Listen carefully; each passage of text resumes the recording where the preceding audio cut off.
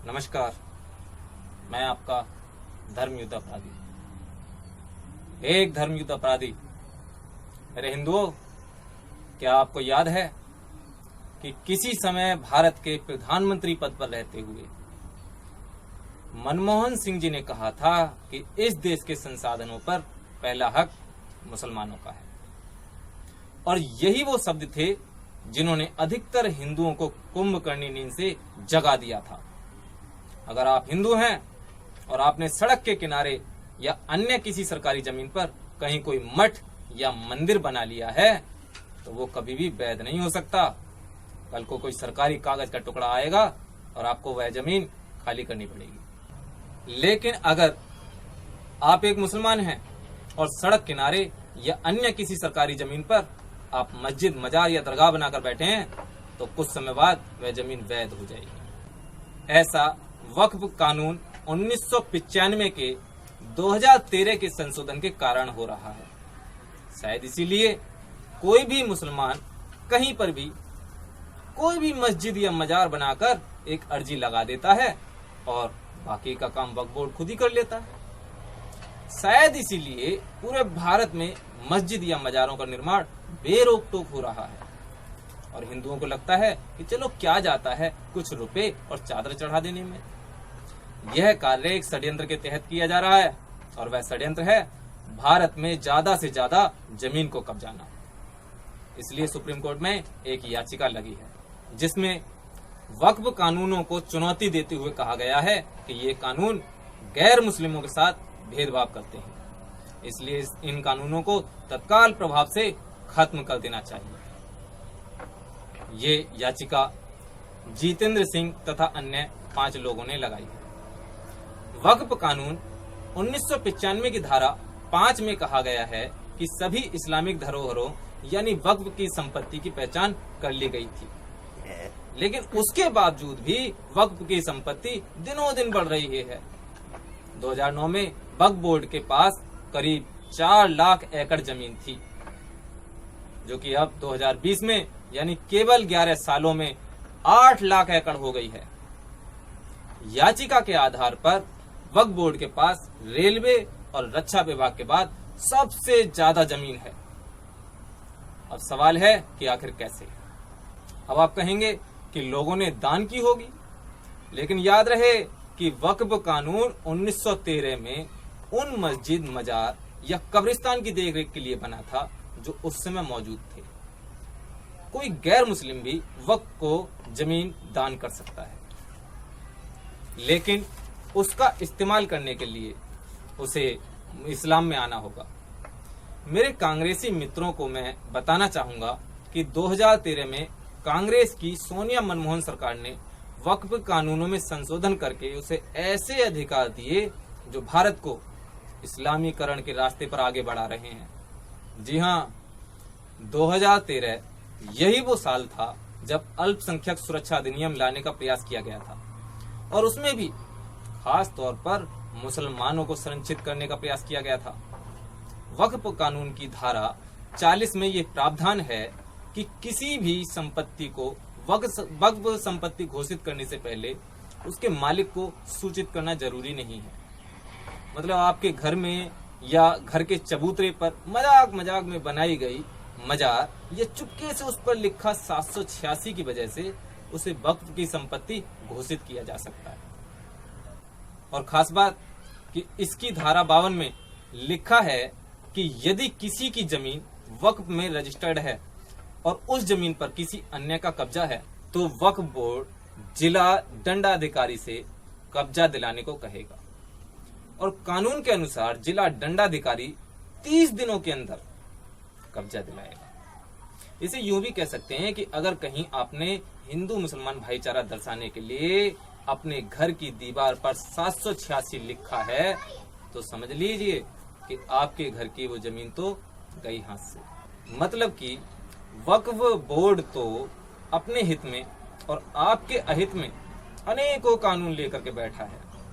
यदि वक्फ बोर्ड ने किसी की जमीन पर कब्जा कर लिया तो उसे वापस पाना आसान नहीं होता।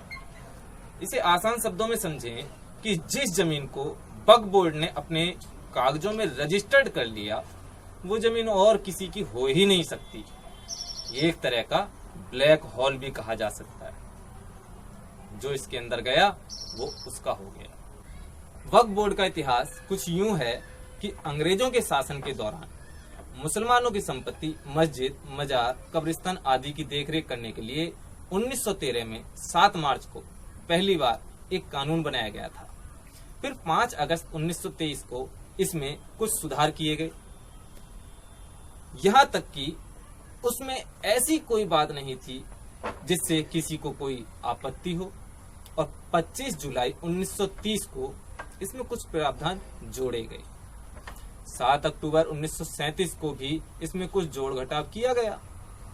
फिर 1954 को इसमें कुछ परिवर्तन किया गया। 21 मई 1984 को इसमें और थोड़े बदलाव किए गए। 22 नवंबर 1995 को इसे और ज्यादा ताकतवर बनाया गया और अंततः 20 सितंबर 2013 को तो हद्दी हो गई और वक्फ बोर्ड को अपार शक्तियां दे दी गईं, जिनका इस्तेमाल आज देश में जमीन कब्जाने के लिए किया जा रहा है। यही कारण है कि किसी भी मस्जिद या मजार को वैध बनाने में कोई दिक्कत नहीं होती। इसलिए किसी सुनसान इलाके में भी आपको कोई मजार बनी हुई दिख जाती है, जो शायद इसी षड्यंत्र के तहत बनाई जाती है। पिछले कुछ ही वर्षों में वक्फ बोर्ड ने अनेकों स्थानों पर हिंदुओं की जमीन या मकानों पर कब्जा कर लिया है। इसलिए अब वक्फ बोर्ड के खिलाफ आवाजें उठने लगी हैं।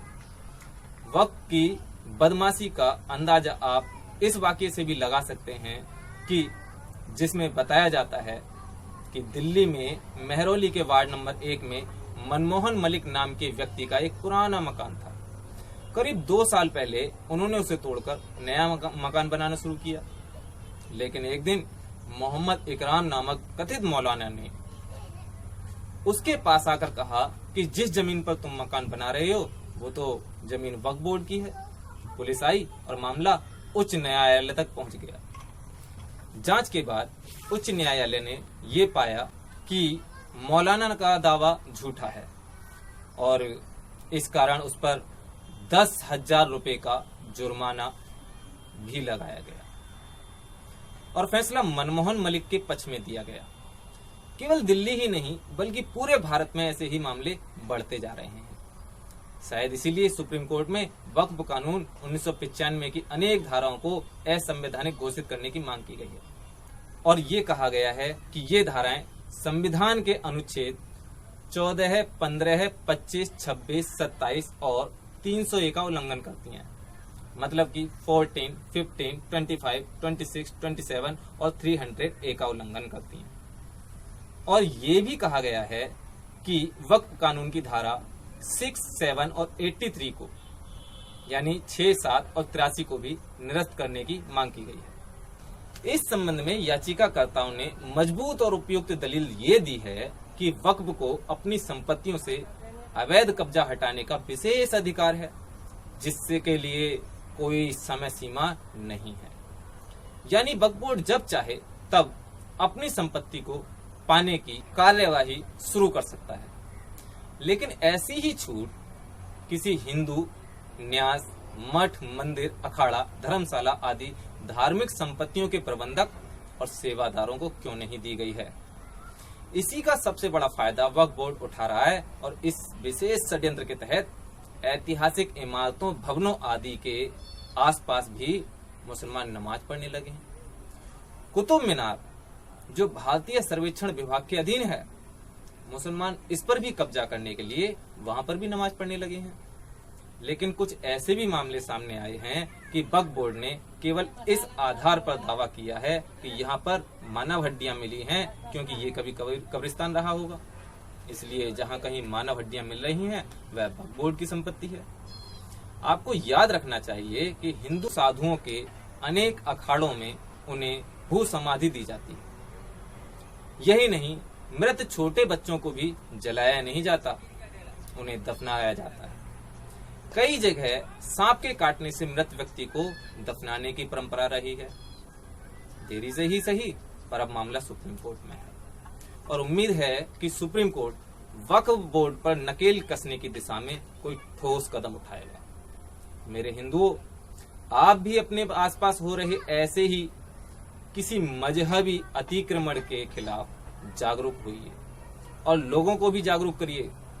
अगर आपको मेरे द्वारा दी गई जानकारियां अच्छी लगती हैं तो इस वीडियो को ज्यादा से ज्यादा लाइक और अपने मित्रों के साथ शेयर कीजिए। और अगर आपको ऐसी ही जानकारियां लगातार चाहिए तो आप मेरे इस चैनल को सब्सक्राइब भी कीजिए। नमस्कार।